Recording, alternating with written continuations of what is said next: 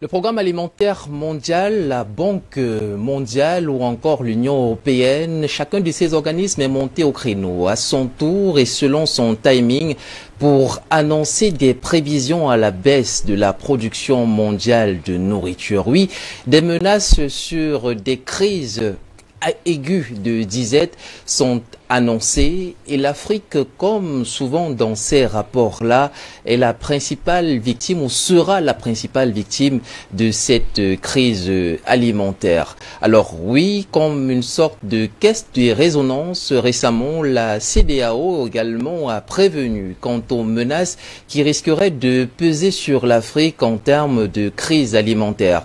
En filigrane, les causes évoquées sont alors la crise ukrainienne ou plutôt l'intervention russe en Ukraine et qui a mis un embargo non seulement sur les céréales de blé et de maïs, mais également sur les engrais dont l'Afrique a cruellement besoin pour développer son agriculture. Alors aujourd'hui, DBS Télévision et DBS Matin ouvre la problématique sur ce thème, crise ou menace de crise alimentaire mondiale. L'Afrique doit-elle vraiment s'inquiéter? Ces prévisions alarmistes, est-ce qu'elles sont de nature à être prises au sérieux?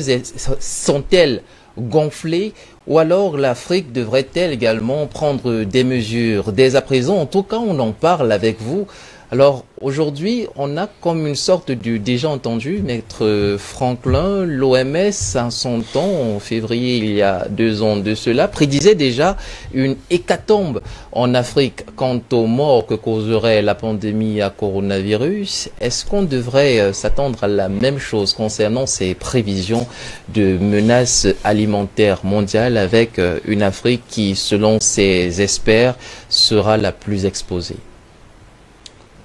Bien, comparaison n'est pas raison. Il est important de garder un minimum de froideur pour observer ces phénomènes, les analyser, en tirer des leçons et se positionner finalement dans ce qui, de mon point de vue, n'a jamais changé, est une guerre. On est en guerre. Le système néolibéral hérité de la sortie de la Deuxième Guerre mondiale, si on peut dire ça comme ça, est un système guerroyant. C'est un système qui ne vit que comme ça, par la prédation, par la subordination, par l'asservissement, par le rapport de force, c'est-à-dire que l'ensauvagement des rapports à la fois entre les peuples, mais également entre les États. C'est-à-dire que si je voudrais aller un peu loin pour qu'on comprenne très bien le cadre dans lequel on raisonne.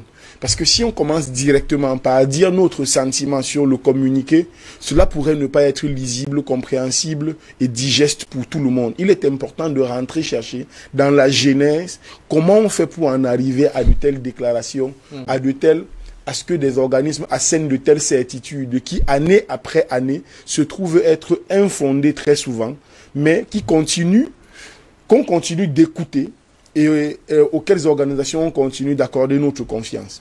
Donc, je disais que, à la sortie de la Deuxième Guerre mondiale, les vainqueurs ont décidé de réorganiser le monde. À la fois, la Société des Nations devient l'ONU, le GATT, le General Agreement on Trade, devient l'Organisation mondiale du commerce, ainsi de suite. Ils organisent tout de façon à ce que la communication mondiale, qu'ils tiennent les rênes de la communication mondiale sur tous les angles, la santé, la nutrition, tout. C'est eux qui décident, c'est eux qui mettent l'argent pour sponsoriser toutes les organisations qui vont informer le reste du monde sur la marche de notre humanité. Donc c'est eux qui décident de tout. Et cela n'est pas un acte altruiste, c'est un acte de positionnement géostratégique de puissance et d'autorité, dont la conséquence est que lorsqu'ils tous chez eux, le monde entier est enrhumé. S'ils disent que vous aurez mal, eh bien vous aurez mal. Et parce que les humains sont programmés pour avoir mal lorsqu'on leur dit qu'ils auront mal, par simple effet de logique intentionnelle, eh bien, c'est ce qu'ils ont fait depuis 60 ans. C'est ce qu'ils font depuis 70 ans. Ils procèdent de cette façon-là. Ces organismes-là ne sont pas des organismes charitables. Elles ont un rôle politique, un rôle militaire, un rôle géostratégique important. Eh bien, maintenant, questionnons, une fois que cela est dit, questionnons le risque éventuel de crise alimentaire à la lumière des chiffres et des observations que chacun peut faire. Regardez, je me suis fait le petit jeu d'aller sur Internet et de taper simplement l'Afrique a telle fin. J'ai juste tapé l'Afrique a telle fin. Rien d'autre. Vous avez les 10 ou 15 premières informations qui viennent de www.un.org, www.Malteser International, www.Cain.info, www.Courrier International, www.lemonde.fr, www.lepoint.fr, www.afbd.fr, www.radiofrance.fr et ainsi de suite. Tous des médias occidentaux. Vous n'avez aucune voix de l'Afrique qui parle de l'Afrique. Alors que la thématique, c'est l'Afrique à telle fin. Donc, le reste du monde discute de l'état de notre cuisine sans nous.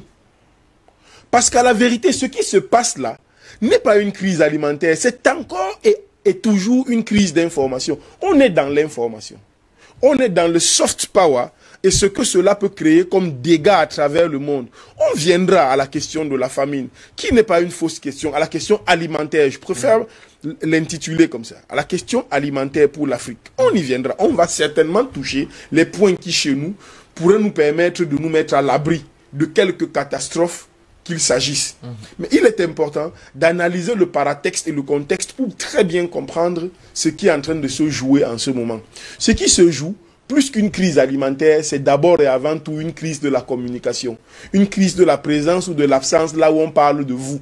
Aussi simplement que cela. C'est la crise de la présence ou de l'absence de l'Afrique là où on parle d'elle. J'ai dit, vous voyez, vous avez 15 sources d'information. Aucune ne vient de l'Afrique. Aucune source d'information ne vient d'Afrique. Pour un sujet qui concerne éminemment et exclusivement l'Afrique. C'est à se demander donc, le monde aime-t-il plus l'Afrique que les Africains ne s'aiment eux-mêmes? Les Africains sont-ils si naïfs, si incompétents, si éloignés de leurs propres préoccupations pour que seuls les autres parlent d'eux, parlent des sujets qui les concernent alors qu'eux-mêmes n'en parlent pas? Vous avez fait un pont entre la crise alimentaire éventuelle et la crise à coronavirus. Il me semble que en 2018, c'est sur ma chaîne YouTube, nous annoncions déjà qu'il y aurait une crise sanitaire en 2018. C'est sur ma chaîne YouTube. Dans le cadre d'un travail, d'une association, le Kringle Society, nous avions déjà vu et annoncé qu'il y aurait une crise sanitaire. En 2015, dans un discours, une conférence que donnait un célèbre milliardaire créateur d'objets digitaux, il avait déjà dit pendant ce séminaire que lorsqu'ils étaient enfants aux États-Unis, il y avait dans chaque foyer américain un tonneau contenant de l'eau et des réserves alimentaires que l'on mettait au sous-sol. Parce que la plus grande crise qui guettait l'humanité en ce moment-là, c'était une crise nucléaire. Et donc chaque famille aux États-Unis gardait ça, de sorte que s'il y a une attaque nucléaire, que la famille rentre au sous-sol et s'alimente de ses réserves en attendant que les effets toxiques soient dissipés. Eh bien, il a dit en 2015 que ce qui menaçait alors l'humanité, la plus grande crise qui menaçait l'humanité ne ressemblait plus à une bombe, elle ressemblait à un virus. Et pendant ce séminaire, il a projeté un virus qui avait exactement la forme du coronavirus qu'on verra en 2020. C'est-à-dire que si vous allez, vous trouvez cette conférence, elle est en ligne, c'est public. Il expliquait déjà en 2015 que la plus grande crise qui menaçait l'humanité était une crise sanitaire et non une crise armée, l'explosion d'une bombe nucléaire. Je ne sais pas si on se comprend bien. Et si vous lisez le livre de Alexander Adler, Comment sera le monde en 2020, il dit à la page 225 qu'en 2020, le monde sera menacé par un virus de type respiratoire qui va causer beaucoup de morts, qui viendra d'Asie, probablement de Chine, et d'une zone de forte proximité entre les humains et les animaux. Et c'est exactement comme ça qu'on nous a décrit la zone, la région du Yuan, d'où serait venu pour la première fois le virus. Réalisé 2 ans plus tard. La réalisation nous a retrouvé, hein, ce dont vous parliez tout à l'heure, des médias qui discutent justement de cette information. Voilà. À la famille. Parfait. L'Afrique a-t-elle faim, tout simplement. Vous voyez, personne, il n'y a pas l'Afrique là-dedans. Donc, j'étais en train de revenir au pont pour dire que il y a des raisons. L'Afrique aurait des raisons de s'interroger sur les motivations de l'OMS et des autres qui pensent que nous serions la zone la plus attaquée. Mais nous avons envie de poser la question et pour que ce soit interactif, je vais finir en disant sur cette première prise de parole, l'Afrique est la zone du monde à avoir le plus de terres arables, à égalité avec l'Océanie, je crois. C'est 3 à 4 milliards d'hectares de terres arables. Nous sommes la zone et l'unique zone du monde à avoir le climat que nous avons, la cartographie climatique que nous avons, qui est la plus propice au monde à la culture de tous les produits alimentaires qu'il y a sur la terre. C'est-à-dire que vous avez en Afrique tout ce qu'il faut comme climat pour produire tout ce dont l'humanité a besoin de manger. Je ne sais pas si on se comprend. Alors, si on s'arrête simplement à ces 2 chiffres pour commencer, on peut bien se poser la question de quoi l'Afrique a-t-elle peur? D'accord. L'Afrique mourra-t-elle de faim? La question, on vous la pose également à vous, chères intelligences. J'arrive qui regardez ce programme. Vous pouvez nous laisser vos différents avis sur nos pages digitales d'IBS TV sur Facebook. On est actuellement en live. Patient Parfendum, comment devrait-on prendre ces prévisions alarmistes du programme alimentaire mondial et des autres instances occidentales qui prédisent à l'Afrique un destin funeste concernant l'alimentation? D'abord, je tiens à remercier Maître Franklin pour le décor qu'il a planté. Je crois que tous ceux qui nous suivent, même ceux qui n'aiment pas, n'est-ce pas, de voir ces éléments mis en avant parce qu'ils ont d'autres soucis, ils ont d'autres priorités, ils ont d'autres grilles d'analyse. Ils comprennent quand même que là, le décor a été superbement bien planté. Maintenant, je pense que la discussion peut s'ouvrir. Allons-y. Donc, la première question qu'on peut valablement se poser est de savoir pourquoi, malgré tous ces atouts dont regorge l'Afrique, pourquoi, malgré toute cette main-d'œuvre quasi gratuite, appelons-la comme ça, que sont nos bras, pourquoi, malgré tout ce climat, n'est-ce pas, qui est propice justement à l'agriculture, une partie de notre continent continue de dépendre de l'aide étrangère pour pouvoir manger, pour pouvoir se nourrir.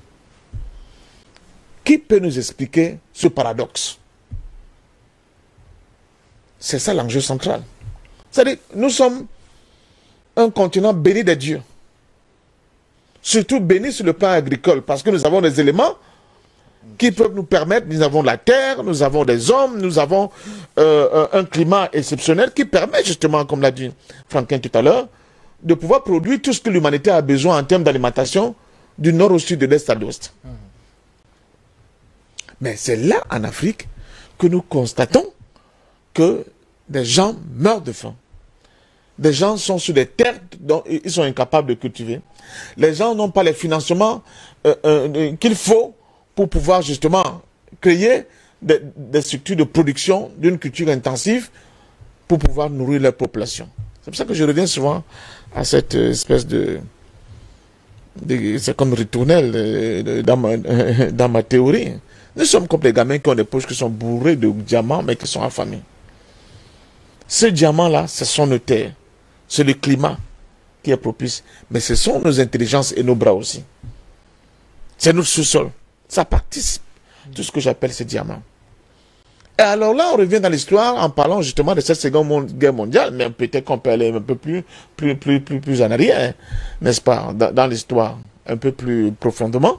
Et on va constater que c'est en Afrique que la sauvagerie, la barbarie dont Maître évoquait tout à l'heure, s'est appliquée dans sa plénitude. C'est en Afrique que vous avez 13 siècles de colonisation arabo-berbère. 13 siècles. C'est-à-dire ça fait 1300 ans qu'on a vendu les Noirs, castré les Noirs, comme des moutons. C'est en Afrique qu'on a connu 5 siècles d'esclavage, avec ce fameux commerce triangulaire dont on nous parle. Les Européens sont venus arracher de leurs terres des Africains pour les faire traverser les océans, avec les dégâts que nous connaissons pour les Amériques, ce qu'ils appellent les Amériques. C'est en Afrique qu'on a encore vécu un siècle de colonisation. C'est-à-dire que vous êtes chez vous, les gens disent que c'est eux qui sont les maîtres, ils viennent vous dire ce qu'il faut faire chez vous, ils viennent vous apprendre leur langue, leur religion, leurs coutumes, et tout ce qui va avec. Dans une brutalité inouïe. Ou un petit pays comme la Belgique, avec un monarque, Léopold II, peut s'adjuger tout un territoire qui est près de, je ne sais pas combien de fois plus grand que cette même Belgique. C'est quelque chose de surréaliste. Mais avec des conditions coloniales et d'indigénat d'une violence hors norme. On a parlé des mêmes coupés ici.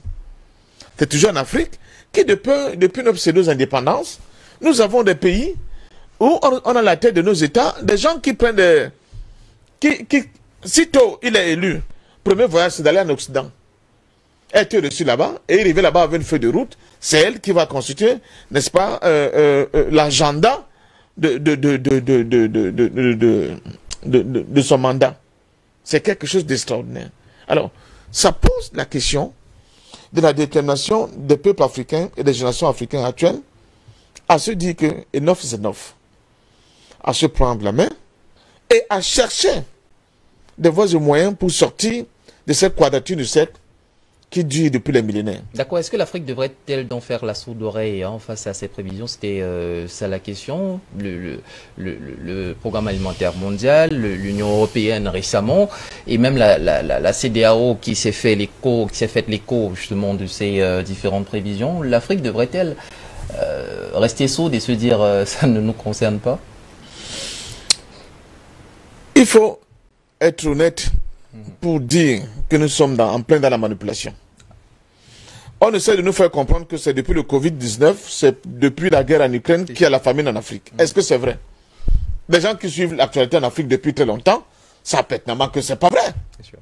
Les questions de famine, les questions de l'incapacité des États à être capables de produire suffisamment pour nourrir leur propre population en Afrique, ce n'est pas une question nouvelle. C'est une question justement, pour revenir à ce que je disais tantôt, qui est consubstantielle de la manière dont les États africains ont été organisés. De la manière dont la culture occidentale a dominé puissamment la culture africaine. Au point d'être dans des espaces où nous sommes en permanence dans des renoncements de notre moi, de nos personnalités, de nos identités. C'est ça qui crée cette affaire-là. Même sans Covid, même sans la crise ukrainienne, il y a des populations africaines qui dépendent de l'aide du programme alimentaire mondial et autres pour pouvoir se nourrir. C'est ça le paradoxe dans l'affaire. Alors qu'ils sont assis sur des terres qui sont immensément riches et qui demandent qu'à être cultivées de manière, j'allais dire, rationnelle, pour les nourrir et nourrir même le reste du monde.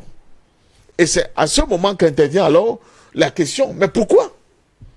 C'est d'où je reviens vous dire, oui, parce que justement, l'Afrique a été le théâtre de toutes les sauvageries, de toutes les barbaries venues de l'extérieur pour empêcher à l'homme africain de penser par lui-même, de réfléchir par lui-même et d'apporter des solutions à son environnement immédiat pour que justement, on ne puisse pas venir agiter le mouchoir rouge en disant attention, il y a la guerre en Ukraine, les Africains vont mourir de famine bientôt. Au contraire, c'est en Afrique que tout le monde devait venir se ressourcer.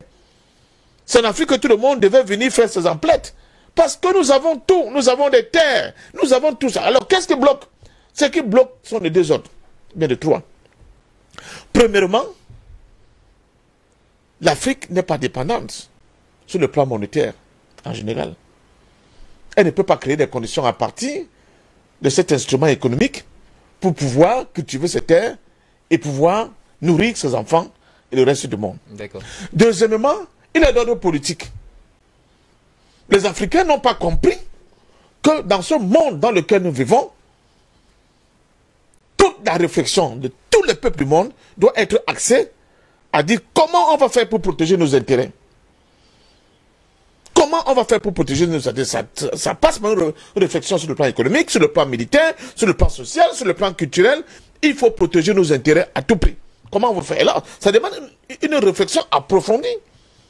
Et troisièmement, c'est ce que j'appelle le manque de courage politique. La crise de courage. Hein, la crise de courage au niveau de notre continent est terrible. Les gens, même les plus avancés, vont vous dire, ah oui, vous parlez, mais vous ne voyez pas qu'il y a telle difficulté. Et alors, les autres peuples du monde ont fait face à ces difficultés. Je ne dis pas que ça va être comme une lettre à la poste. Non. Mais ce n'est pas parce qu'il y a des difficultés que nous devons renoncer à nous battre pour pouvoir résoudre ces difficultés-là et être maîtres de nous-mêmes. C'est là l'enjeu central. Et c'est pour cela que les gens trouvent des raccourcis, ils sont dans les loges, ils sont couchés devant la FMI et la Banque mondiale, ils n'osent plus revendiquer la moindre petite autonomie et souveraineté que leur confère, n'est-ce pas, ce qu'ils appellent le droit international par cette fameuse charte de l'ONU avec les droits de peuple à disposer d'eux-mêmes.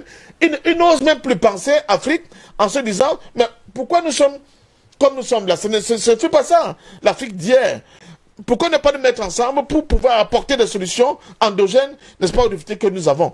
Personne n'ose parce qu'on a peur qu'en avançant dans une direction, on va être tapé dessus par la Banque mondiale, par l'ONU, par des financements multilatéraux et bilatéraux qui existent, mais surtout parce qu'on va perdre, n'est-ce pas, de ne plus être dans les bonnes grâces de ce genre-là, de prendre des avions, d'aller faire des tours à Paris, à New York, à Londres, d'être appelé président, et d'avoir, je ne sais pas, comme on avait vu avec Fébocassa, on a fait venir les chevaux de France, avec des toges où ça ne chauffait pas possible parce que tout les trucs qui étaient prévus pour les conditions d'hiver, etc., etc. Donc, arrêtons de singer les autres. Notre humanité ne peut pas être dépendante de ce que les autres voient, ils ont comme perception du monde. L'Afrique a des capacités aujourd'hui, si elle veut, c'est la tête de nos États, de véritables patriotes africains, de résoudre ce problème en un temps record. Très rapidement. Maintenant, on va aller dans les pistes de solutions avec ce que Maître a commencé à développer tout à l'heure. On verra justement les pistes de solutions, car oui, la famine est un problème, pas ponctuel, mais un problème qui perdure en Afrique. Alors, est-ce que, et là on prend un pendant assez récent, le président du Sénégal, Macky Sall, représentant, ou alors qui était encore jusque-là président de l'Union africaine, était en Russie justement pour plaider un retour ou un déblocage des mesures pour avoir du blé, mais également des engrais. Est-ce que l'Europe en particulier, mais l'Occident en général, ne peut pas se prévaloir justement de tels rapports parce qu'elle sait qu'elle tient l'Afrique quelque part? Est-ce que l'Afrique peut se passer en l'état de l'aide alimentaire, aussi saugrenue que l'idée puisse paraître, de l'Occident? Que produit l'Europe? Quel aliment est produit en Europe? Vous voyez comment on réussit grâce à la télévision et le mass consumption info world à aliéner les gens. S'il vous plaît, excepté la Russie et quelques pays satellitaires autour, que produit l'Europe centrale? Quels sont les aliments qui sont produits en Europe centrale et que l'on vend ailleurs? Malheureusement, ils nous revendent ça. Il n'y a pas beaucoup. Ils nous les revendent. Il n'y a pas beaucoup. Ils nous vendent, je vais expliquer, excusez-moi le terme, mais je crois que tout le monde aura compris. Ils nous vendent là de chez eux. C'est la grosse M de chez eux qu'ils nous envoient. C'est ce qui n'est pas consommable. C'est ce qu'on ne peut pas consommer chez eux qu'on nous envoie, mais ils ne produisent rien. Donc une fois encore, c'est une vue de l'esprit de dire que l'Europe nous nourrit. Maintenant, une fois que cela est dit, souvenez-vous lorsque nous avons ensemble réfléchi ici à la visite du président sénégalais au président russe. Mes positions étaient très claires. Ce qu'on nous a dit qu'il est allé, ce dont on nous a dit qu'il allait discuter là-bas, ils n'ont pas discuté de ça. Parce que sérieusement, le président sénégalais n'est sérieusement pas allé discuter de repas. Non. Il n'est certainement pas allé discuter de repas. Et puis, dites-moi, le problème de l'Afrique s'entend historiquement du rapport d'asservissement ou du rapport guerrier qu'il y a entre l'Europe, l'Occident et nous. Mais ça s'entend aussi de notre incapacité à pouvoir nous considérer comme un peuple, à pouvoir réfléchir à nos problèmes et y apporter des solutions systémiques durables. On ne peut pas passer le temps sur un plateau comme celui-ci et être sérieux en évoquant que les causes qui seraient historiquement liées à ce qui nous... La société est comme ça. L'Asie a connu quasiment les mêmes épopées, ou alors les mêmes contraintes. Mais elle a réussi à s'en sortir. Elle a réussi à s'autonomiser. Vous ne pouvez pas tout le temps... il n'y a pas de médaille, il n'y a pas de trophée pour les victimes permanentes. L'Afrique doit sortir du berceau et se comporter comme le géant qu'elle est pour mériter les parts que le monde va lui donner. Parce qu'on ne lui donnera rien gratuit, il faudra cravacher, il faudra se battre, il faudra que ses enfants acceptent même de mourir pour que l'Afrique soit grande. C'est notre sang qui va fertiliser la terre de l'Afrique. Et on a de célèbres dévanciers qui nous ont montré la voie. Ce n'est pas comme si on était tombé ex nihilo. Il y a dans l'histoire de l'Afrique, et je crois que plutôt que de dire partout où on nous a tapé, on devrait chaque jour sur ce plateau et ailleurs rappeler là où on a été les plus forts. Cela s'inscrirait dans la psychomentalité des Africains et ils se rappelleraient qu'ils sont issus d'une ascendance extrêmement forte qui, même à la guerre, était vainqueur. Parce que si on se rappelle seulement les pans d'histoire, l'Afrique n'a pas 13 siècles ou 20 siècles. On a beaucoup plus que ça. Et donc, si on a été colonisé, dominé pendant 20 siècles durant, il faut qu'on se rappelle les 40 siècles, les 60 autres siècles où nous avons dominé le monde, où nous avons montré la voie au monde, nous avons été le phare de l'humanité, nous avons éclairé le chemin de tous les autres peuples du monde. Cela a existé, nous devons rappeler ça à nos enfants. Une fois que cela est dit, vous ne pouvez pas avoir la marmite chez vous et aller chercher le feu chez le voisin. L'Afrique ne peut pas être le champ du monde et ne pas avoir d'engrais. C'est un problème interne à l'Afrique. Ce sont nos chefs d'État, ce sont nos dirigeants qui doivent réfléchir. Nos dirigeants doivent redevenir... Vous vous souvenez, moi j'ai dit ça le jour où on parlait du président Macky Sall ici. Nos présidents, nos chefs d'État doivent redevenir des Africains. Ils doivent réfléchir à l'Afrique. Et la solution est simple. Le problème principal qui se pose aux chefs d'État africains, c'est simplement leur incapacité à s'autonomiser, à s'affranchir du dictat de ceux de qui ils tirent leur position de pouvoir et d'autorité. Or, pour s'affranchir, il ne faut pas bagarrer. Il faut juste mettre 1 ou 2 mandats et foutre le camp. Le jour où nos chefs d'État vont apprendre à faire 1, 2 mandats et partir, ils vont, de mon point de vue, peut-être suis-je naïf, mais de mon point de vue, ils vont couper une bonne partie de la chaîne qui les lie à leur maître d'ailleurs. Et là, ils n'auront pour seul maître désormais que les peuples d'Afrique qui vont être satisfaits ou pas satisfaits de leur production en tant que chefs d'État de nos pays.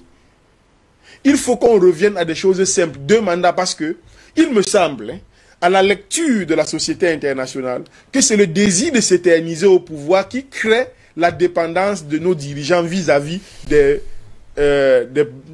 leurs maîtres occidentaux. S'ils s'affranchissaient de cela, et qu'un chef d'État arrive, il dit, moi, j'ai 5 ans, j'ai maxi 8 ans, peut-être 2 mandats, ou 10 ans, ou 8 ans, 2 mandats de 4 ans, ou 2 mandats de 5 ans, pour faire ce que j'ai à faire, apporter à mon pays ce que j'ai à apporter, eh bien, il se comporterait comme le coach de Barcelone, qui arrive avec beaucoup de cheveux, et qui, après 8 ans en partant, est devenu chauve. Parce que chaque jour était un jour d'intense pression. Il avait l'obligation, tous les week-ends, d'avoir des résultats. C'est ce qu'apporte, c'est... Moi, quand je regarde le football, je regarde comment est-ce que ce qu'on peut prendre là-bas pour développer, parce que c'est de la distraction, sauf si on commence à regarder ça d'un autre œil. On peut percevoir les jeux de puissance, les jeux d'intérêt, les jeux de développement là-dedans. Et la façon dont on souffre face à un adversaire et on prend chez lui son meilleur joueur la saison prochaine pour s'améliorer. Donc, c'est ce que les États doivent faire. Si les États ne le peuvent pas, les peuples doivent s'organiser parce qu'il faut aussi à un moment donné qu'on rappelle aux Africains qu'il y a 50 combien d'États en Afrique là, je sais pas, une cinquantaine d'États. Donc il y a une cinquantaine maximum de chefs d'État. Il y a 54 chefs d'État tout au plus. On se comprend bien. 54 chefs d'État, c'est pour quelle population? Il y a 1 milliard de personnes en Afrique et plus. Les peuples doivent prendre le contrôle. Aujourd'hui, grâce à Internet, on n'est plus à l'époque du téléfax. Ça veut dire que nous pouvons créer des associations qui travaillent sur Zoom. Il y a les outils collaboratifs aujourd'hui. Et les peuples de Burkina, autant que les peuples du Sénégal ou de Guinée équatoriale pourraient s'organiser et avoir une conférence où le grand frère s'exprime pendant 20 minutes, donne une ou deux idées sur la façon dont historiquement l'Afrique s'est organisée pour tenir tête à la résistance impérialiste et à l'avancée impérialiste, et donc que à un moment donné en Afrique il y a 20, 30, 50 pays, pourquoi pas, où on a en partage une certaine façon de voir l'alimentation en Afrique, la santé en Afrique, et ainsi de suite, le développement, l'éducation en Afrique. Pourquoi? Parce que ces organisations-là, avec l'aide que leur apportent les dirigeants africains, ont mis en place des systèmes financiers et bancaires qui font que, comme l'État n'impulse rien, en tout cas les chefs d'État n'impulsent rien en raison de leur assujettissement aux forces que nous ne maîtrisons pas, ces organisations même aussi s'organisent pour ne pas financer les projets qui sont pensés par les peuples. Bien sûr. J'en parlais dans mon propos liminaire. C'est-à-dire que même les populations, nous avons étudié ici, quand on parle du franc CFA, nous avons expliqué que le franc CFA est une agence de renseignement. Quand vous regardez d'abord le flicage dont vous êtes l'objet, quand vous voulez envoyer de l'argent de l'Europe vers l'Afrique via les agences de transfert d'argent, vous vous posez la question, mais c'est juste pour envoyer de l'argent. Deux, lorsque vous montez un projet et que vous allez demander un financement, lorsque ce projet est véritablement porteur de germes de développement et d'autonomisation des peuples africains, vous n'aurez pas le financement. Parce que ces agences-là sont là pour ça. Elles sont là pour ne financer que les projets qui vont permettre de montrer qu'eux, ils sont beaux. Si vous demandez un financement qui va permettre de ramener les biscuits et les galettes, qui portent toutes les maladies du monde, qui portent tous les germes, qui vont faire que nos enfants à 3 ans mettent des lunettes, à 5 ans aient des insuffisances rénales et des problèmes de foie, eh bien ça va marcher. Mais mettez en place un projet qui va développer la culture du Mitumba. Vous allez voir, il n'y aura pas de financement. Merci. Et je vous prends sur ce fait pour parler des habitudes alimentaires africaine, est-ce qu'on ne s'est pas avec le temps un peu trop occidentalisé dans notre façon dans nos modes de consommation, et c'est peut-être par le fait l'une des conséquences ou alors l'une des choses qui fait en sorte que l'Europe peut se prévaloir de nous dire qu'on mourra de faim si d'aventure la Russie continue à mettre son embargo sur le blé. Est-ce que les Africains mangent-ils africain encore aujourd'hui? D'abord, premièrement, on doit faire abstraction de la domination culturelle dans laquelle nous baignons là depuis quelques siècles. Ouais. L'Europe nous a dominés. Ne pas voir ces réalités, c'est refuser de voir là où nous vraiment dans le sommes. Maître Franklin, votre plat préféré, c'est quoi? Les pommes pilées, j'ai mangé ça hier. Encore qu'on cultive ça ici, qu'on n'importe pas. Oui, et le grand frère sera d'accord avec moi, s'il me donne 30 secondes. Si vous voulez, faisons la cartographie, parce qu'on va en parler tout à l'heure, en tout cas j'en parlerai tout à l'heure. Faisons la cartographie des aliments au Cameroun. Vous verrez qu'on a très peu besoin des aliments. Les Africains mangent très peu. C'était juste une parenthèse. Allez, poursuivez, vous parlez de l'aliénation culturelle. Oui, nous avons été dominés culturellement. Et cette domination culturelle, il s'étale sur tous les aspects de la vie de tous les jours. Il est dans l'alimentation, il est dans l'habillement, il est dans même comment on se soigne, il est dans comment on se comporte, le langage, comment on parle. D'abord, nous voilà, nous sommes tous des Africains sur ce plateau, mais pour nous faire comprendre de nos concitoyens, nous sommes obligés d'utiliser la langue de l'autre. Donc cette domination-là, elle est réelle. On peut pas faire semblant comme si elle n'existait pas. Elle est réelle. Mais je dis ce n'est pas parce qu'elle est réelle que nous ne devons pas réfléchir à comment faire pour dépasser justement ces difficultés-là. C'est pour ça que je continue de penser que nos dirigeants, ceux qui nous dirigent pour la plupart, ils marchent au bluff. L'Occident bluffe sur tous les aspects. Ils bluffent en nous faisant croire que on ne peut survivre que si nous suivons leur mode de vie, leur mode de pensée, leur mode, je ne sais pas, culturel. Ils bluffent en pensant que nous sommes incapables nous-mêmes de pouvoir réfléchir pour apporter des solutions à notre environnement immédiat et résoudre des problèmes qui sont les nôtres dans notre environnement. Ils bluffent en nous faisant croire qu'ils sont trop forts. Même puissamment, même militairement. Cette opération militaire spéciale qui se passe aujourd'hui en Ukraine nous prouve que ces gars ne sont pas si forts que ça. Ils bluffent en nous donnant l'impression qu'ils ne sont pas dépendants de nous. Ce qui est faux. 1000 fois faux. 40 ans d'exploitation d'uranium au Niger. On a laissé complètement le Niger dans un état, situation de pauvreté hors norme. Mais en même temps, c'est avec cet uranium que eux, ils peuvent vendre des centrales nucléaires à des pays tiers. Je pense, par exemple, d'un pays comme la France. Ils bluffent en nous faisant croire que c'est parce que nous sommes dans les dictatures que nous ne pouvons pas avancer. Et c'est pour ça que vous voyez certains ONG qui sont financés, qui sont floresques là, qui nous expliquent que le problème de l'Afrique, c'est parce que nous sommes dans des dictatures hors normes, c'est pour ça qu'on n'avance pas. Alors qu'eux-mêmes collaborent avec des dictatures terribles, prenons le cas par exemple des pays du Golfe, qui ne sont pas des lumières de démocratie, mais ils collaborent avec eux, et on voit comment ces pays-là continuent quand même d'avancer, parce que là-bas, au moins ces gens ont pris une conscience du fait qu'il faut travailler pour son peuple. Je ne suis même pas sûr que lorsqu'on écoute les opposants au président de la France en ce moment, qu'ils en parlent comme un très grand démocrate. Voilà. Je ne suis même pas non, sûr. Justement, et ça lui a été reproché. Et il n'y a pas que lui. Vous regardez les autres pays autour. De Napoléon. Oui, le jupitérien. Vous regardez autour de lui, c'est la même chose. Sauf qu'effectivement, le soft power s'organise pour blanchir les noirs et noircir les blancs.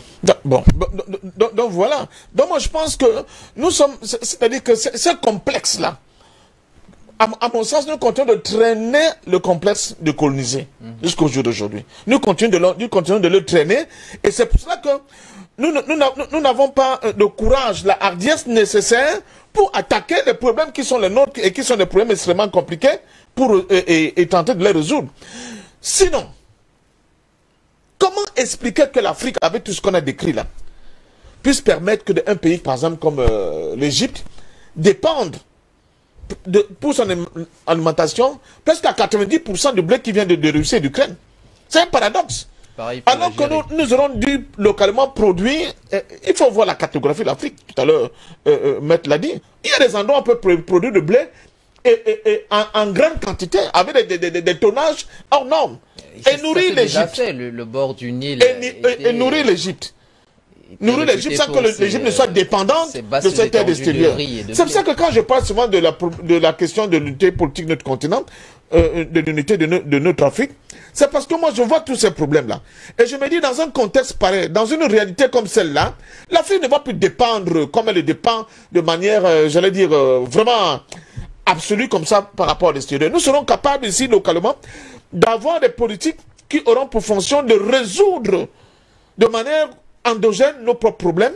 Et je peux vous dire, sans risque de trop me tromper, parce que je réfléchis sur cette question depuis très longtemps, que vous allez voir le génie africain éclater. On commence pour briser le complexe de l'Occident, justement, le complexe du colonisé. On commence pour le briser, notamment sur les questions alimentaires. Commençons d'abord par dire que la situation d'aujourd'hui n'est pas normale.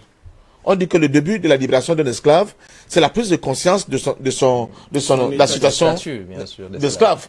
Nous sommes ici dans nos pays, dans nos continents, où les gens pensent qu'ils sont libres. Nous, on est indépendants. On n'a rien qui nous empêche de... Non, il y a des choses qui nous empêchent de faire des choses. Commençons d'abord par croire que c'est-à-dire que la vie que nous vivons là, les sociétés que nous avons là, elles sont anormales. Il faut les briser, il faut recréer de nouvelles sociétés, il faut refonder nos sociétés pour que justement nous puissions avoir la capacité, en toute indépendance, de pouvoir maintenant montrer un cap que nous aurons choisi et le prendre. De telle manière que nous aussi nous aurons une exception sur le plan planétaire et non cette situation hybride qui est la nôtre où chaque fois, comme disent les Chinois, si les Africains, regardez en gros les Africains comment ils se comportent, même ceux qui sont à la tête de nos États, c'est comme si c'était de passage ici. Ils se comportent aussi comme des touristes. Tout chez eux, c'est ailleurs. Ils volent notre argent, ils vont planquer dans les banques ailleurs. Les femmes sont enceintes, elles vont accoucher ailleurs pour avoir la nationalité de ces gens-là. Ils mangent leurs habitudes alimentaires, alors n'en parlons plus. Il n'y a pas de gens qui mangent de moutumba comme moi tous les matins. Donc nous sommes victimes nous-mêmes d'un enchevêtrement, d'un certain type de complexe qui se sont ancrés, qui nous ont suffisamment, j'allais dire, atomisés, au point de ne plus penser par nous-mêmes, au point de ne plus réfléchir par nous-mêmes, au point de ne plus nous dire que nous sommes capables. Il y a quelqu'un qui avait pour slogan « Yes, we can ». Mais les Africains doivent s'approprier de... Oui, nous pouvons. Nous pouvons parce que le monde nous demande aujourd'hui qu'avec un peu d'effort, avec un peu de conscience, Les peuples qui étaient désespérés, les peuples dont on pensait que c'était foutu, ils peuvent aujourd'hui. Tout à l'heure, Franquin nous parlait nous sommes plus d'1 milliard. Mais nous avons plus de 54 chefs d'État. L'Inde a presque 1 milliard 400 millions d'habitants. Ils ont une seule personne qui décide. Voilà le problème. La Chine, presque 1,5 million. Mais ils ont une seule personne qui décide. Ici, chez nous, chacun veut décider. Et résultat de course, on décide dans des directions où tu ne comprends pas. Où on voit des Africains s'entretuer, comme c'est le cas à l'Est de la République démocratique du Congo. Où on voit des Africains sanctionner un pays africain qui veut s'affranchir de la domination occidentale, comme c'est le cas du Mali. Pardon? On leur a mis des frontières arbitraires. Oui. On a déplacé leur peuple de façon à ce que, concentrés à se faire la guerre entre eux, ils n'aient pas le temps de contester notre pouvoir. Voilà. Et personne ne réfléchit en se disant, mais est-ce que le Congo, le Rwanda, le Burundi, l'Ouganda ne peut pas s'asseoir et se dire que, mais au fait, c'est quoi cette affaire-là? Les Tutsis, les Hutus, les Congolais, les Ougandais, les Rwandais, les Burundais, c'est des Africains, non? Nous devons plutôt travailler à améliorer la condition de vie de nos frères. Non, personne ne réfléchit comme ça. Chacun est limité dans les barrières qui ont été fixées à Berlin. On dit ça c'est le Congo, ça c'est le Rwanda, et chacun se dit, moi je suis Tutsi, moi je suis Hutu, et on le voit même au Cameroun. Avec cette tribalisation à outrance. On a essentialisé le communautarisme. Mais c'est pas possible. Donc, je pense sincèrement que voilà les sujets. On a besoin peut-être des sociologues, des anthropologues, tout ça, pour nous expliquer ça dans le détail. Mais voilà le big picture dans lequel nous baignons. Et qui fait que, aujourd'hui, mais c'était comme l'histoire de Bakassi, entre le Cameroun et le Nigeria, on s'entretient pour rien. Alors que le Cameroun et le Nigeria peuvent bien s'entendre, pour que de manière, j'allais dire communautaire, ils essaient de voir comment ils vont exporter cet endroit-là, en faire même un hub assez important de développement économique, n'est-ce pas, de notre continent. Mais non, relation régionale. Oui, moi j'ai écouté, alors, et c'est là où c'est dangereux, les intellectuels. Dans l'histoire de Bakassi, j'ai écouté Wole Soyinka, prix Nobel de littérature, dire... Le lion et la perle, hein, en l'occurrence. Oui, dire que pour rien au monde, il n'acceptera jamais de sa vie que Bakassi appartienne au Cameroun. Et que même s'il faut faire la guerre, il faudra que cette guerre continue. Alors je me pose la question, mais nos intellectuels là, mais qu'est-ce qui se passe? Mais qu'est-ce qui se passe dans nos têtes? Donc voilà, en même temps, ne nions pas cette réalité. C'est vrai, il y a certains pays qui dépendent du blé qui vient d'ailleurs, souvent qui est acheté en Russie, en Ukraine et qui est vendu par les Européens dans leur centrale d'achat que nous connaissons. C'est une réalité. Mais cela est possible aujourd'hui parce que justement, nous nous sommes détournés des objectifs majeurs de comment faire pour nourrir notre population. Toutes ces plantations de café et de cacao qu'on fait là, je ne dis pas que le cacao et le café ne sont pas importants, mais c'est pour satisfaire aux besoins d'autres peuples. Ce n'est pas pour satisfaire aux besoins des peuples africains.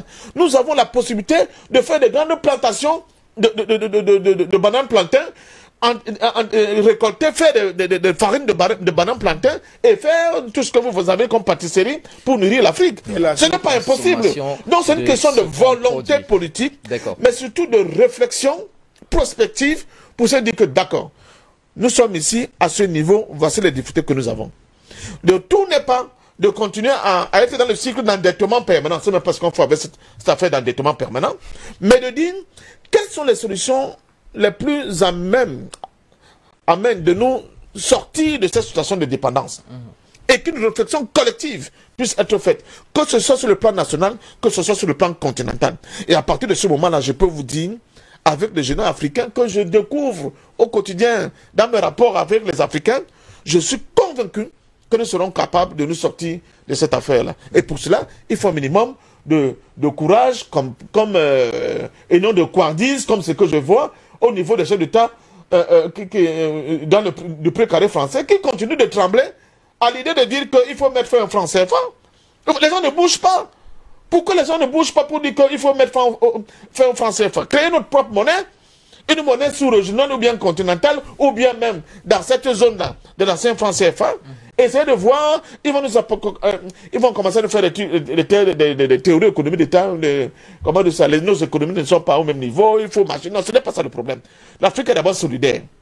Et cette solidarité doit nous amener très rapidement, si nous créons un espace économique qui est le nôtre, d'essayer, en fonction des demandes de chaque espace, de créer et de susciter des initiatives économiques de nature, justement, à permettre à cette population, n'est-ce pas, de pouvoir s'en sortir sans, justement, vivre sous la dépendance des aides économiques qui ne sont rien d'autre qu'un bluff, une grosse escroquerie, sans dépendre de l'assujettissement de nos politiques par rapport aux politiques économiques qui sont édictées par le FMI et la Banque mondiale. On a vu ses effets, par exemple, chez nous, au Cameroun, avec les plans d'ajustement structurel, qui furent une véritable catastrophe. Plus tard, même leurs propres fonctionnaires vont le reconnaître. Sans continuer à dire ce que Franquet disait tout à l'heure. Nous avons des économies extraverties avec des hommes d'affaires qui se sont spécialisés dans l'importation de ce qui est produit ailleurs. Ils produisent même des questions basiques comme le poisson. On importe. Personne ne veut mettre en marche des idées de type, mais je vais faire des piscicultures à grande échelle ici chez nous, pour produire le poisson localement et vendre le poisson frais à mes concitoyens. Non. Ça résout le problème de santé. Ça résout le problème de santé. Problème de chômage. Problème de chômage. Ça résout un problème géostratégique. Le problème d'économie même. Bien sûr. Un pays comme la Russie, ils ont des villes où on ne fait que des piscicultures à grande échelle. Des étangs géants. Des étangs géants, on ne produit que du poisson. Un pays comme la Russie, qui est pourtant doté des mers de tous les côtés. Pourquoi l'Afrique ne peut pas entrer dans de telles dynamiques? Et pourquoi nos plans économiques, n'est-ce pas, ne peuvent pas prévoir justement d'aller dans ce sens-là pour permettre qu'il y ait une réorientation, n'est-ce pas, économique de la plupart de nos hommes d'affaires, au lieu qu'ils soient toujours dans l'importation, qu'on les aide à se réorienter et être maintenant des producteurs dans les domaines dans lesquels ils sont, ou bien des capitaines d'industrie dans les domaines dans lesquels ils sont, pour que notre sol et notre continent ne soient plus cette espèce de brocante à ciel ouvert, où on importe tout, même ce que nous mangeons, c'est quelque chose d'inacceptable. Et même ce qui est produit localement, et c'est là où le bas blesse. Maintenant qu'éludait la question de l'information sur l'hécatombe qui planerait ou qui planera sur l'Afrique quant à cette crise mondiale de famine, parlons des menaces réelles qui menacent justement notre continent en question d'alimentation. On sait que l'Afrique de l'Ouest en particulier est touchée par une vague de sécheresse accrue. Ça, c'est une menace factuelle. Comment l'Afrique de l'Ouest en particulier, mais l'Afrique en général, peut-elle se préparer quand même à un futur qui, même s'il ne s'annonce pas aussi catastrophique que le prédisent les États ou les organismes occidentaux, est quand même sujet à ces questions de crise alimentaire? Je suis pas sûr qu'on soit en train qu'on résolve le même problème. La question conjoncturelle, elle est réelle. Mais je crois que si en tant qu'État, en tant que peuple et continent, nous réfléchissons de façon conjoncturelle, nous allons perdre de vue les objectifs systémiques. Et c'est là où on se fait prendre tout le temps. C'est que ils ont déjà une vue systémique sur l'Afrique. Ils ont décliné ça en petit objectif conjoncturel. Et quand ils viennent nous mettre ça là comme ça, on a le sentiment que c'est juste conjoncturel, alors que ça participe d'un grand ensemble. On appelle ça dans la théorie de manipulation des masses, les petits pas, la théorie des petits pas. C'est-à-dire que on a un très grand truc à faire, mais on y va par petites doses. Et même la victime de la manipulation ne sait même pas qu'elle est en train d'être manipulée. Elle n'est pas consciente de cela. Parce que ça vient tellement par petits bouts qu'elle ne met pas tout ça en perspective et en relief pour voir que cela participe d'un ensemble extrêmement cohérent et vicieux. Alors la vision africaine de cette situation... On devrait avoir un regard plus global. Vous savez, on n'a pas de boussole. Non, les menaces sont là, mais elles ne sont pas aussi grandes qu'on voudrait le faire. Ça justement, on l'a compris. Ça. Oui, elles ne sont pas aussi grandes. Donc, comment et même au contraire... juguler justement plus que de ne pas être aussi grande qu'elle pourrait le paraître. On est même un petit pas ferait qu'on devienne les maîtres. C'est-à-dire que plus que de ne pas être autant en danger qu'on veut nous faire croire, un petit pas ferait de nous les maîtres du jeu sur l'échiquier. Écoutez, je me suis amusé à faire une réflexion que j'ai partagée avec quelques amis qui ont tiré à boulet rouge sur moi. J'ai dit remplacer le pain de notre père qui est aux cieux par Mitumba. Remplacer le nôtre. C'est de l'intelligence économique. Dans le pattern aussi. Oui, le pain est l'aliment au monde le plus consommé. C'est parce qu'il y a 3 milliards de personnes qui réclament ça 1 à 2 fois par jour. Par effet psychomental, on mange du pain prioritairement par rapport à autre chose parce qu'on a demandé le pain. Me remplacer ça par Mitumba. Le pain en question, c'était pas le... Je suis d'accord, sauf que le cerveau entend pain. Avant que vous n'alliez lui donner une signification subliminale, il entend pain. Et son première référence du pain est à la boulangerie. La première référence du pain pour votre cerveau, c'est à la boulangerie. Allez lui apporter une autre contenance, un autre contenu. D'accord. Ok, on ne peut pas être naïf pour intégrer que c'est du pain de pâtisserie. Mais le cerveau, il entend d'abord ça. Et dans le cerveau d'un enfant qui a commencé à prier sous l'ordre de ses parents, sous l'injonction de ses parents à 3 ans, tu crois qu'il entend quoi? Et quand il a 15 ans, comment tu fais pour enlever le pain de son subconscient alimentaire? Un enfant qui a commencé à prier à 3 ans, quand il a 15 ans, 12 ans plus tard, enlève-lui le pain de la boulangerie, là, de son subconscient alimentaire. Dis-moi quel type de lavage stalinien tu fais pour lui enlever ça. C'est pas possible. On nous bouffe là, précisément, par l'occupation de l'espace vide dans nos cerveaux. On nous prend là, précisément. Et de tout point de vue, c'est de là que ça part. C'est l'occupation de l'espace vide. Il faut que les Africains... Écoutez, la solution est simple. Quand le grand frère Patiendom parle ici de l'unité politique des États africains, les gens croient que c'est une vue de l'esprit. À la vérité, il y a des zones entières de l'Afrique où les repas périssent parce que les frontières sont fermées. C'est à mon corps défendant que je reprends ces chiffres. Un rapport de la Banque mondiale, je déteste leur rapport. Mais qui suis-je pour ne pas analyser ça quand même? Parce que j'analyse tout, je prends ce qui arrange l'Afrique dedans. Absolument. Et ce qui n'arrange pas l'Afrique, je rejette en bloc. Je ne sais pas si on se comprend. Moi, on est en guerre. Et l'arme de défense n'a besoin d'aucune modification pour devenir arme d'attaque. Donc, je prends tout. Ce qui m'arrange, j'utilise. Ce qui ne m'arrange pas, je retourne ça à la back to sender. Donc, un rapport dit que l'Afrique gagnerait 20 milliards de dollars simplement en ouvrant un peu les frontières. 20 milliards de dollars, c'est là. Je ne sais pas, ça sort pas de mon chapeau. C'est là. Si vous prenez le rapport, il est là. Je l'ai sous les yeux, le voici. C'est un rapport de la Banque mondiale. D'accord? Banque mondiale, c'est sur leur site, hein, 24 octobre 2000. Est-ce que l'Afrique peut se nourrir elle-même? Hein? Oui, bien sûr, on dit, la Banque mondiale estime que l'Afrique pourrait aussi générer 20 milliards de dollars de recettes annuelles supplémentaires si les dirigeants parviennent à s'entendre pour supprimer les obstacles à la redynamisation du commerce régional. Ce rapport est publié à la veille d'un sommet des ministres de l'Agriculture et du Commerce de l'Union africaine à Addis Abeba. Avec moins de 19 millions de personnes, pas moins de 19 millions, blablabla. Voilà, ils expliquent, l'Afrique peut contribuer à se nourrir elle-même, supprimer les obstacles au commerce régional des produits alimentaires de base. Une urbanisation rapide remettra en question les capacités des agriculteurs à livrer leurs céréales et autres produits alimentaires aux consommateurs, alors même que le marché plus proche peut se trouver juste de l'autre côté de la frontière. Le marché, il est là. Et puis, s'il y avait ce dont parle le grand frère tous les jours, le doyen, tous les jours ici, on comprendrait facilement que l'Égypte dise, ok, toi tu as plus d'espace pour cultiver ce que je veux, je finance la production chez toi. C'est tout. Tu me nourris. C'est tout. Bon, moi j'ai le pétrole, je finance tes usines de transformation. C'est-à-dire que je crée le pipe qui envoie le carburant chez toi et le gaz. On peut même faire des trocs. Je ne sais pas si on se comprend. C'est fini, c'est réglé. C'est réglé. C'est réglé. Et on a parlé de la monnaie. C'est un goulot d'étranglement majeur. XXL, sinon 3XL. C'est un point important. Mais ce n'est pas compliqué. Si tu as le produit que le monde entier recherche, tu dis en quelle monnaie on te paye.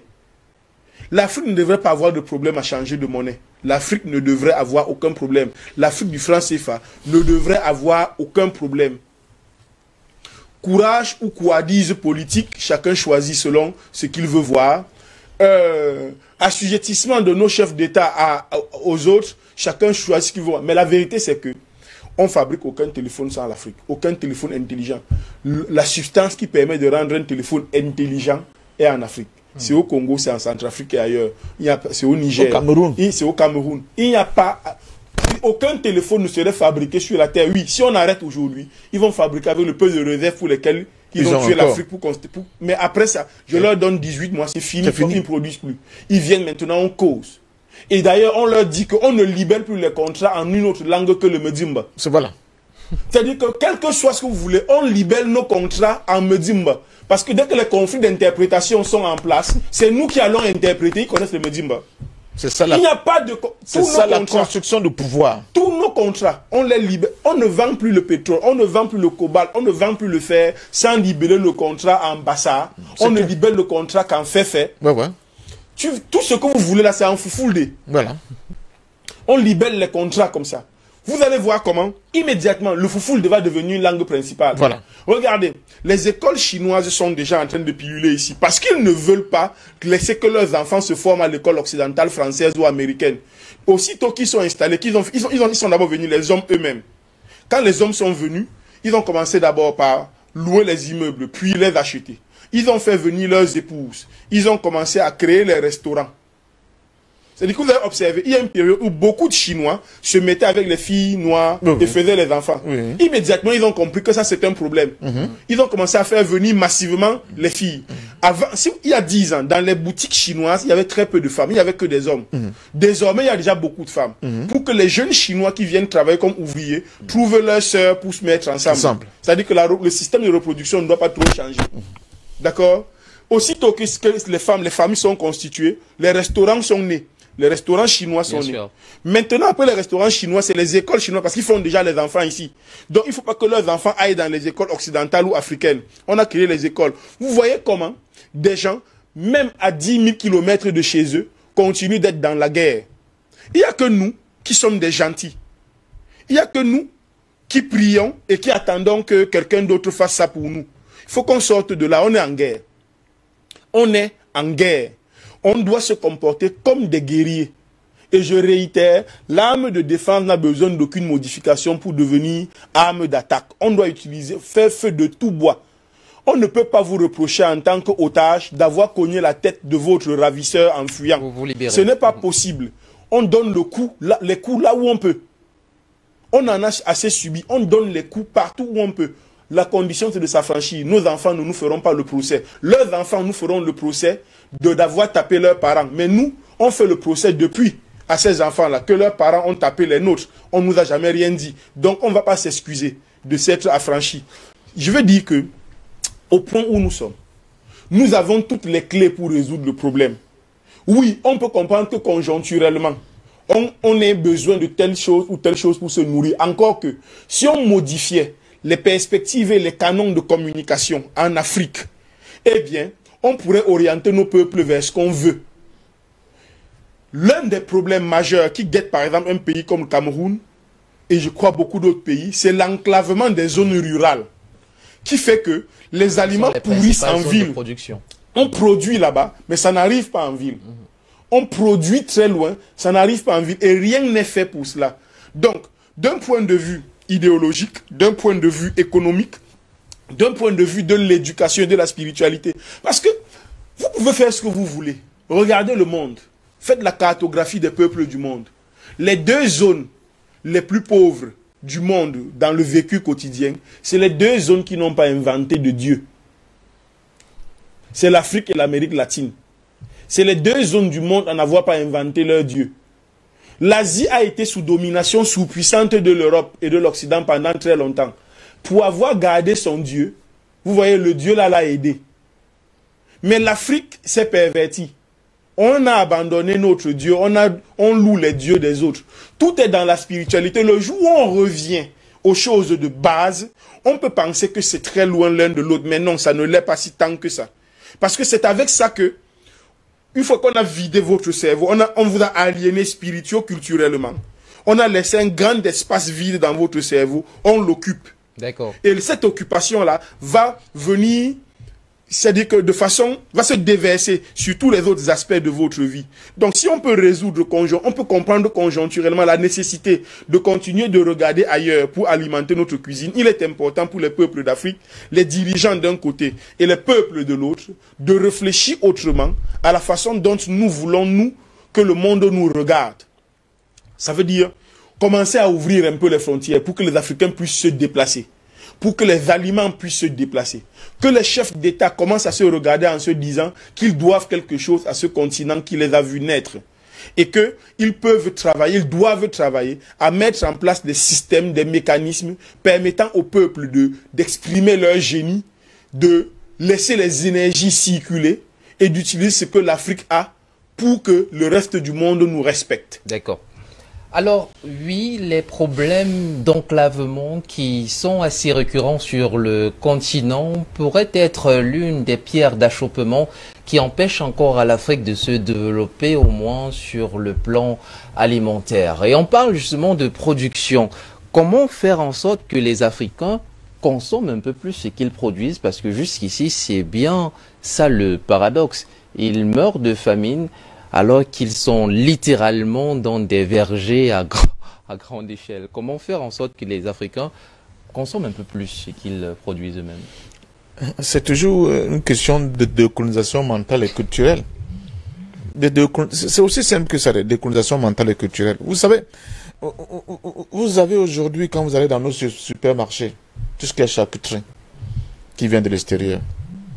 Les études montrent que 90% de ces histoires-là, c'est fait pour la poubelle et non pour la consommation des êtres humains que nous sommes. Mais tout le monde s'y rue. C'est ça. Et nous avons calculé... Les pays africains sont parmi les premiers producteurs de cacao, mais on importe quand même le chocolat. C'est incroyable. Il y a une société aux États-Unis qui est spécialisée dans la fabrication du goût et de l'odeur. Elle a plus de 1200 tubes de goût et d'odeur. Quand une société fait appel à elle, les produits de cette société-là sont interdits de consommation en Europe et en Amérique du Nord. On envoie ça en Afrique. Ça veut dire que les gars peuvent vous écraser une pochette déjà utilisée. Ils mettent le goût et l'odeur du saucisson. Vous mangez, vous dites que c'est le meilleur saucisson du monde. Donc voilà, on ne leur doit aucun respect. Maître Franklin est très averse aujourd'hui. Je t'ai applaudi avec raison. Je disais en toute honnêteté que cette situation-là est due à un manque de courage et de volonté. Elle ne peut pas perdurer éternellement. C'est comme la question de franc CFA.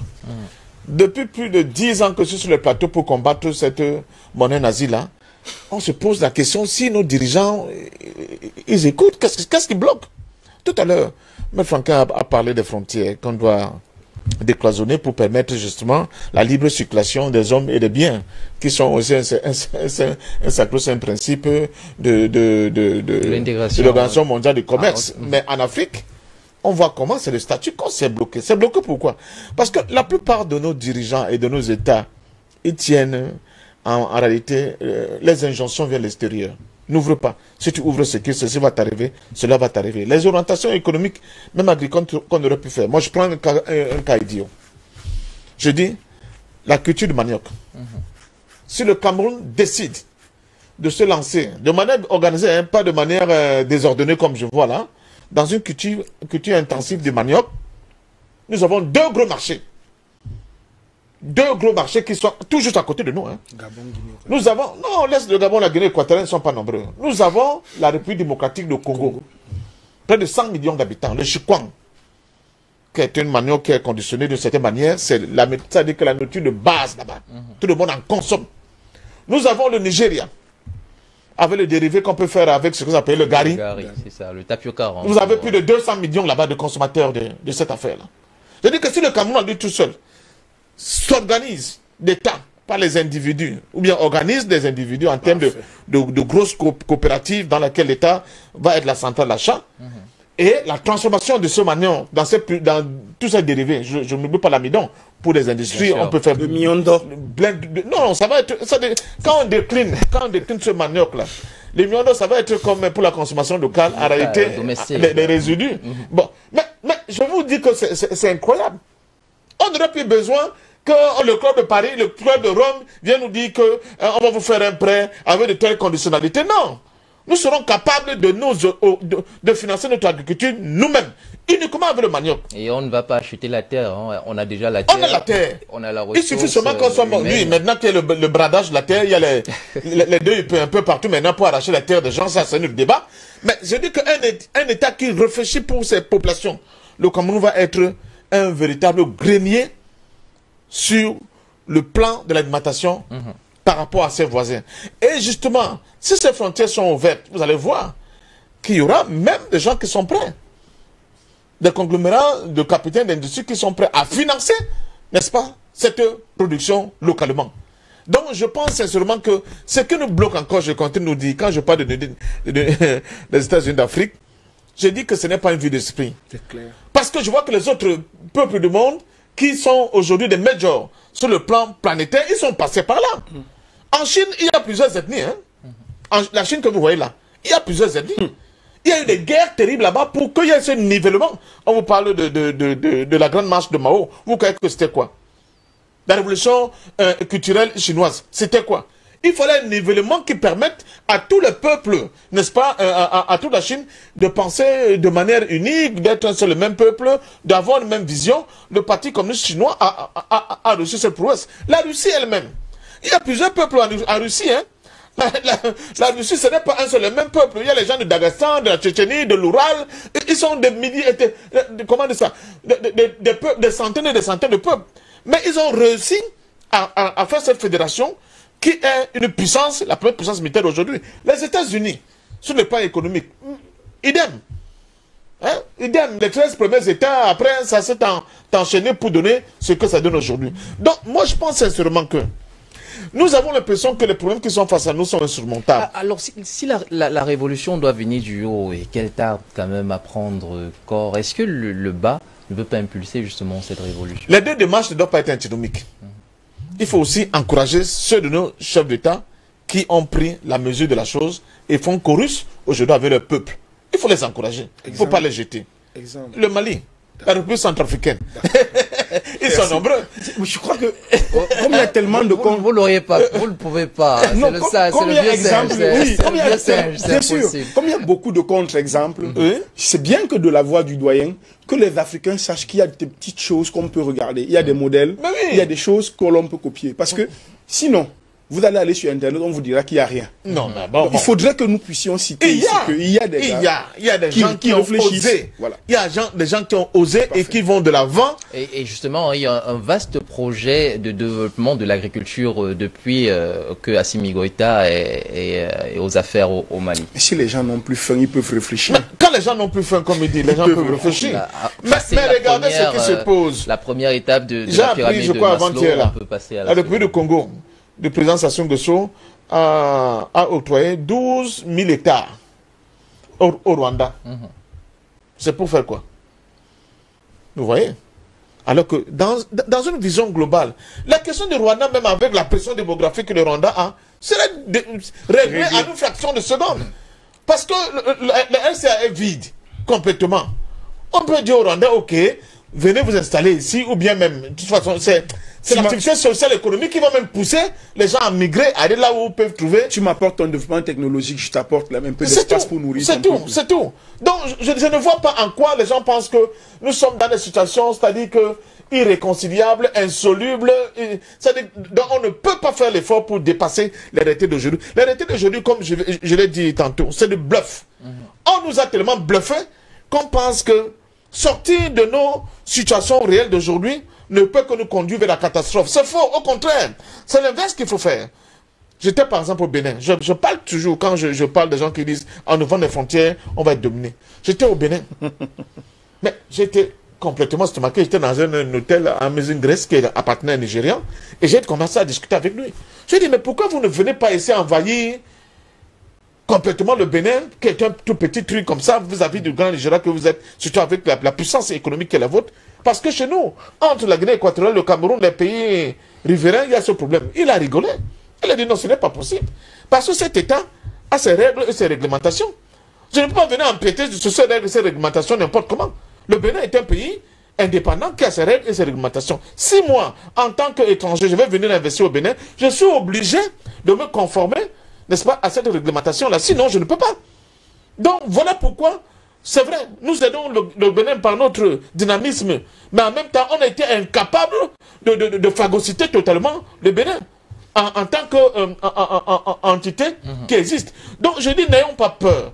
Personne n'ira, si la Guinée équatoriale a des règles bien établies, personne n'ira en Guinée équatoriale pour complètement domestiquer la Guinée équatoriale. Mais la Guinée équatoriale a beaucoup plus à perdre si elle se coupe du dynamisme des populations qui ne peut être possible que parce que justement les gens peuvent aller et venir, ça structure nos mentalités, ça reconditionne nos cultures et ça nous donne la possibilité de toujours aller du côté où ça tire vers le haut et ça permet justement à nos peuples de se sentir un seul et même peuple.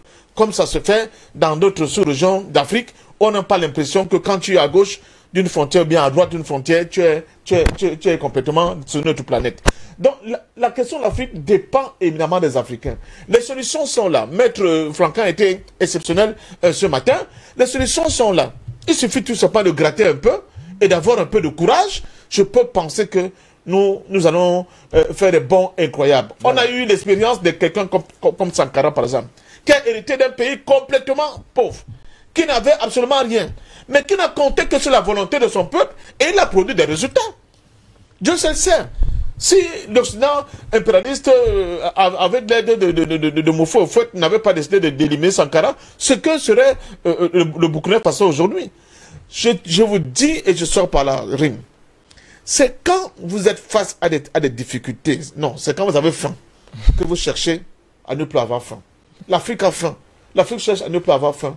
Nous demandons à nos populations de mieux s'organiser dans cette optique et à nos chefs d'État, ceux qui ont un peu de courage, à être en accord avec le peuple pour qu'on sorte de cette cage d'acier dans laquelle nous sommes enfermés depuis très longtemps. Les autres peuples du monde ont procédé exactement de la même manière pour s'en sortir. Pourquoi nous, on serait complètement exclus de ce type de réflexion? Pourquoi nous serons incapables, n'est-ce pas, d'embrasser de pareilles initiatives et aventures pour le bien de nos populations? Je pense qu'il est grand temps, et rapidement, que nous puissions aller dans ce sens-là, en faisant sauter le verrou des blocages que moi je continue de considérer comme de gros bluffs, ces blocages-là, pour pouvoir aller de l'avant. Et je pense que c'est cette fois-là, Alain, comment dire ça, l'homme qui avait écrit le livre, quand la Chine s'éveillera, le monde tremblera. Je pourrais dire, quand l'Afrique, elle sera debout, c'est le monde qui comprendra enfin qu'il y a notre humanité qui se construit. Ne sera-t-il pas à genoux alors? L'Afrique a faim et pour être rassasié, il faudra aller à table tous ensemble, oui. Il nous a rejoint justement à la table de ce débat. Il a bravé lui aussi la pluie qui mouille les baies, je vous ris ce matin. Dr Béni-Chris, bonjour et merci de nous avoir rejoints. On va vous prendre directement à chaud en vous posant cette petite question taquine. C'est quoi votre plat préféré déjà? Oh, mon plat préféré, c'est les fumbois. Ah, les fumbois. Qu'est-ce que c'est exactement? Ce qu'on appelle au Cameroun le coq, mais préparé traditionnellement avec le grain d'arachide grillé, écrasé, on mélange à l'huile rouge et on vous fait un bon petit poisson poisson salé, un bon poisson salé chauffé à la braise avec les pompons, les couscous. Ça, alors c'est ma magie là-bas. C'est très intéressant ça. Sur le menu, sur la carte, on a déjà les pommes sautées du maître, on a les pommes pilées et on a le fumbois. Passion, on n'a pas pris votre commande. C'est quoi votre plat préféré? Non, j'ai des variétés de plats préférés. Non, je suis Passion, parfait. Laissez la ruse. Non, ce n'est pas la ruse. C'est pas la ruse. S'il fallait choisir. S'il fallait choisir. Tous les plats sont tellement bon. Le coq avec les mangas, ça dit le coq avec les tarots. Mais il y a le ndolé aussi, il y a le condré, il y a le jamanjama en pas une infidélité alors. Ça dit que plus j'ai voyagé dans ce pays, ça dit c'est pas possible. C'est une floraison des bonnes choses, de palais. On a compris. Alors, docteur Béni-Chris, aujourd'hui, on parle de menace de crise mondiale de famine. L'Afrique devrait-elle vraiment s'inquiéter? Et nous sommes sur le point de la consommation, de la production locale, qui fait encore cruellement problème aujourd'hui. Les Africains mangent peu ce qu'ils consomment. Comment faire justement pour juguler ce problème? Merci beaucoup. La thématique est tellement importante à l'heure où nous parlons, puisque ça fait vraiment partie d'un grand sujet de l'actualité, un sujet brûlant. Vous savez, l'Afrique a deux problèmes qu'il faut vraiment souligner. Le problème de l'Afrique, je pense que vous l'avez souligné. Le problème de l'Afrique, c'est que l'Afrique consomme ce qu'elle ne produit pas et produit ce qu'elle ne consomme pas. J'ai d'ailleurs l'habitude de le dire ici. Exactement. Et donc, toutes les cultures qui ont été imposées aux États africains après les indépendances n'étaient pas pour alimenter les marchés africains. ni pour répondre directement aux besoins locaux et endogènes des peuples d'Afrique. C'était pour alimenter des réseaux de multinationales qui faisaient de beurre, qui faisaient de l'argent et tout. Et en retour, ça, ce qu'on appelle l'économie des rentes, ça ne permettait pas aux Africains de s'y retrouver. Et du coup, il y a eu une mutation culinaire importante qui a fait que plus nous avançons sur cette lancée, plus l'Afrique, en dépit de toutes les variétés que nous venons de citer ici, moi-même, je vous dis, je suis particulièrement tellement frappé par cette diversité culturelle. Je parle en termes de culinaire. Au Cameroun, au Congo et tout. Tu sais, par exemple, je disais à quelqu'un, tu peux arriver chez moi au Congo, tu peux manger un plat chaque jour. Tu ne te répètes pas pendant un mois, même 2 mois. Chaque jour. Tu as un plat différent des autres. Donc nous avons un Mais vous avez aussi l'exception Mbongo Chobi. Ça, c'est l'exception africaine. C'est un véritable nectar, hein, le Mbongo Chobi. C'est la magie. Un plat local, hein, c'est-à-dire produit localement. Oui, j'en mange. Vous savez que le menu est assez garni. J'en mange. La carte c'est extraordinaire, l'Afrique. Mais c'est vrai au Congo comme c'est vrai au Cameroun. Oui, si même en Côte d'Ivoire. Bien sûr. Je parle bien l'Afrique, l'Afrique subsaharienne. Voilà. Je parle de l'Afrique subsaharienne. On peut manger 90 jours. Voilà, si on part simplement du fait qu'on a plus de 200 cultures et que chaque culture a un plat, une façon de cuisiner. On peut manger 90 jours. Oui. C'est une vérité. Compliqué pour le cuisinier. C'est une vérité. Et donc, vous allez constater, le deuxième problème de l'Afrique, c'est que c'est le problème de l'image. L'image que nous avons. Pour moi, je vous dis quelque chose. Regardez un peu ce qu'on nous montre à la télé. Et là, je vais citer Lumumba. Lumumba disait, il nous sera très facile de nous débarrasser des chaînes de la colonisation. Mais il nous sera impossible de nous débarrasser des chaînes psychologiques. Donc, notre mental. C'est la domination culturelle. La domination culturelle. L'aliénation. Et j'ai lu quelqu'un qui était en train de démontrer ceci. Prenez un corbeau, attachez-le à un arbre. Pendant plus de 60 jours, il est attaché et vous lui donnez à manger, il peut s'envoler, mais il est limité, il retombe sur le même arbre. Au bout de 90 jours, le corbeau a développé dans son esprit que c'est là son environnement. Détachez-le, il prendra 3 jours pour partir de là. Et même quand il part, il reviendra. Il aura tendance à revenir. Parce qu'il est lié non seulement par cette corde-là qu'il a attachée à l'arbre, mais la corde est restée. Et celle qui est restée dans le mental est plus grave. Voilà. Quand on parle de la crise mondiale, de la famine, etc., l'Afrique en réalité n'est pas ni de loin ni de près concernée. Je vous donne l'exemple. Quand vous prenez le Congo, le bassin du Congo, j'ai dit, vous avez pratiquement 70 km² de terre arable. C'est-à-dire qu'on peut tout cultiver, on peut alimenter le marché mondial, nous pouvons tout produire localement. J'ai dit tout. Et le blé qu'on nous vante là, on peut tout produire. Dans l'espace qu'on appelle le bassin du Congo. On peut tout produire. Dans le bassin du Congo, nous avons la forêt la plus dense. Parce qu'on nous a vanté que c'est l'Amazonie. Non, c'est le bassin du Congo. Rien que la RDC, en lui seul, détient 43% des réserves forestières du monde. Du monde. Du monde. Il n'y a pas dit de l'Afrique, du monde. Si vous étendez au Cameroun, Centrafrique et tout le reste, nous avons la grande partie de la forêt au monde. Ils sont sérieux. Si vous prenez toute la zone. Quand on nous dit... Le golfe de Guinée. Oui, c'est réglé. Quand on nous dit que nous sommes le deuxième mauvais de l'humanité, mais c'est une aberration. Non, c'est parce que si on dit qu'on est les premiers, on va passer un mauvais message pour l'Europe. Vous comprenez cela? Donc si vous prenez rien que ça, cet atout-là, en termes de forêt et de terre, mais on ne peut pas parler de famine. D'ailleurs, nous l'avons prouvé. Vous avez une diversité, un foisonnement énorme. Mais n'oubliez pas que dans cette partie du monde, vous avez des rivières, des lacs, des fleuves, des mers et l'océan. Donc on ne peut pas manquer à manger en Afrique. Si nous manquons à manger, c'est parce que premièrement, nous avons cessé de produire ce dont nous avons besoin pour nous nourrir. Et nous avons été inféodés par le capitalisme prédateur, le capitalisme sauvage. Comment pouvez-vous imaginer, comme je l'ai dit, un Africain qui a à côté de lui un lac et qui mange le poisson qui a fait 6 mois dans un bateau, qui quitte Singapour, Malaisie, ça vient chez toi. J'ai fait une expérience à Pointe-Noire, j'ai fait 2 mois à Pointe-Noire. J'ai comparé les poissons naturels qu'on prenait de l'océan directement et je m'en nourrissais que de ça pendant 2 mois.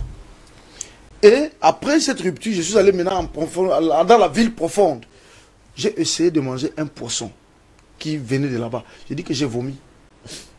Puisque ça a perdu tous les éléments nutritifs qu'on nous vend dans les congèles-cam et tout. Je ne vais pas indexer quelqu'un. C'est de ça qu'il s'agit. Dans les poissonneries. Dans les poissonneries, voilà, de manière générale. Donc c'est... D'ailleurs, ce n'est pas une faute, c'est le seul qu'on voit partout. Voilà. Il faut bien qu'il paye le prix de sa position. Merci. Prenons un autre aspect. Prenons un autre aspect. Oui. Combien le budget, par exemple, du ministère de la Pêche représente par rapport au ministère de la Guerre? Vous achetez aux Africains ce dont ils n'ont pas besoin et ce dont ils ont le plus besoin pour réfléchir, pour être maîtres d'eux-mêmes. Vous ne les refusez. Vous ne leur donnez pas ce dont vous avez besoin.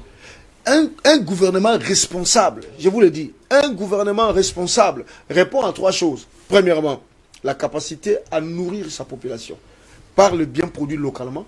Deuxièmement, la capacité à mettre sa population à l'école pour lui donner les connaissances de base pour pouvoir s'intégrer dans un monde qu'il veut pour lui, par lui et pour lui. Ça, c'est la deuxième attribution d'un État. Et troisièmement, la capacité de ce gouvernement à protéger son peuple des influences extérieures. Donc, comment est-ce que vous allez montrer dans toutes les pubs, même pour des produits africains, les check-up, les hamburgers, les trucs, vous leur montrez pas les maniocs, les mbongo chobi, les trucs. Mais vous faites quoi? Vous êtes en train de les déraciner petit à petit. Vous êtes en train de l'attacher. Alors, nous pouvons produire tout ça localement. On prépare la sauce tomate, mon frère, qu'on a fabriqué, le tomate qui a été cultivé à Fumbot. Fumbot. On amène ça au restaurant. On prépare et on met dessus sauce provençale. C'est clair. La tomate, c'est au but et au sud de tout le monde et ça ne dérange pas les gens. On laisse Fumbot, on laisse quartier Futop. Mais mettez sauce sur Futop, non? C'est tout. Bon, bref.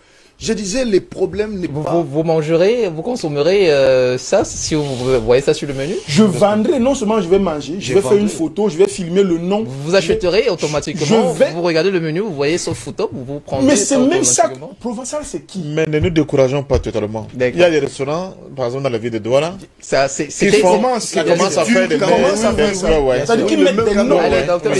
La tomate vient déjà de... Je connais même un restaurant. Je crois que notre travail n'est pas vain. C'est commencé déjà. Le nom. Allez, vous chutez, Dr Bénécris. Oui, je vais chuter par là. Et tu viens ici, on met le nom d'une ville, d'un quartier que tu ne connais pas. Bon, je vais chuter par là en disant que premièrement, pour pallier à ça, il faut que les gouvernements africains injectent beaucoup d'argent dans la création de coopératives agricoles. Des coopératives agricoles. Il faut mettre beaucoup d'argent pour accompagner les agriculteurs, les éleveurs et tout. Il faut mettre beaucoup de moyens.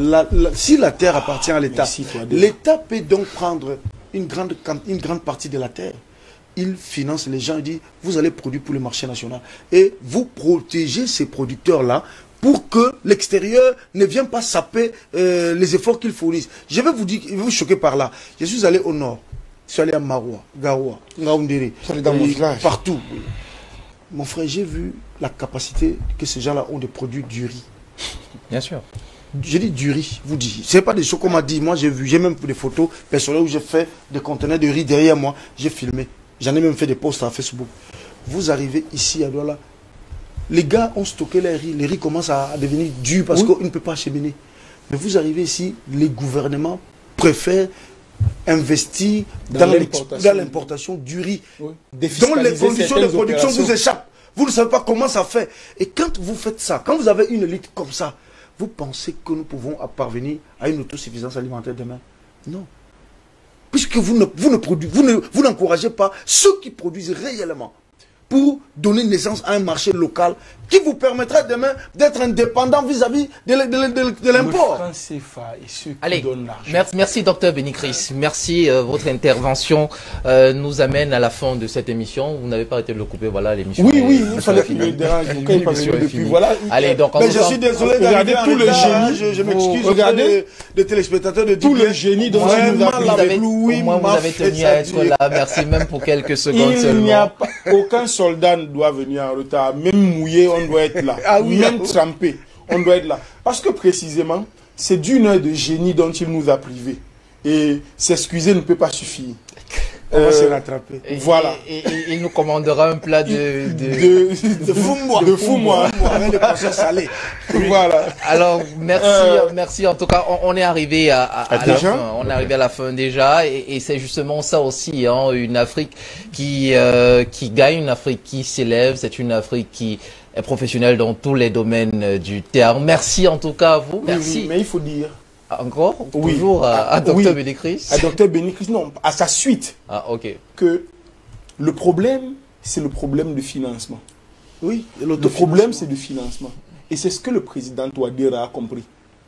Il ne peut pas le faire via les banques qui battent pas via le franc CFA. C'est clair. Oui, c'est une question qu'on ne peut pas orienter sur un seul axe. Ça prend beaucoup d'axes. Comme il n'a pas le moyen d'amener ses pairs à l'objectif que le doyen patient Parfendum clame tous les jours ici. Les États-Unis d'Afrique. Parfait. L'unité politique. Ou l'unité politique, la création d'une monnaie. Pour ne serait-ce que les gars de la zone franc CFA. Il contourne. Il dit, ok, moi je vais vendre mon pétrole, je prends une autre monnaie, je prends autre chose, je transforme ça pour lancer des choses que je ne peux pas faire avec le franc CFA. C'est ce problème qu'il essaie de résoudre de façon microscopique, parce que ce n'est que pour un pays, mais qui devrait renseigner les autres sur le besoin réel qui gronde chez les peuples d'Afrique. J'ai vu ça en Angola, parce que les Angolais mangent beaucoup la farine de pomme de terre qui vient du Brésil. Les Angolais, ils ont leur monnaie qu'on appelle le Kwanza. Qu'est-ce qu'ils ont fait? Ils ont pris des jeunes, comme ils ont beaucoup d'espace. L'Angola, c'est plus d'une fois et demi de Cameroun. Beaucoup d'espace inhabité qui ne sont pas cultivés. On prenait des jeunes, au lieu de descendre en ville, jouer les bensikina, on te donne le pain de terre, on te donne un tracteur, on te construit une petite maison, on te donne un pick-up, tu es encadré par les techniciens agricoles, on te donne des semences, on dit vas-y, et avec un petit matériel financier comme fonds de roulement. Et je peux vous dire que de plus en plus, les Angolais produisent la pomme de terre eux-mêmes, et de moins en moins, ils importent la pomme de terre, la farine de pomme de terre qui vient du Brésil. Voilà comment je pense qu'il y a des solutions. Voilà, mais maintenant, il faut être autonome financièrement pour lancer, pour accompagner ces réformes économiques. Merci à vous. Pas avec le CFA. Par exemple. Merci à vous et merci d'abord. Vous n'avez pas dit à la crypto-monnaie, je vous attendais. Oui, mais la crypto-monnaie, c'est une des armes. Je ne voudrais pas être.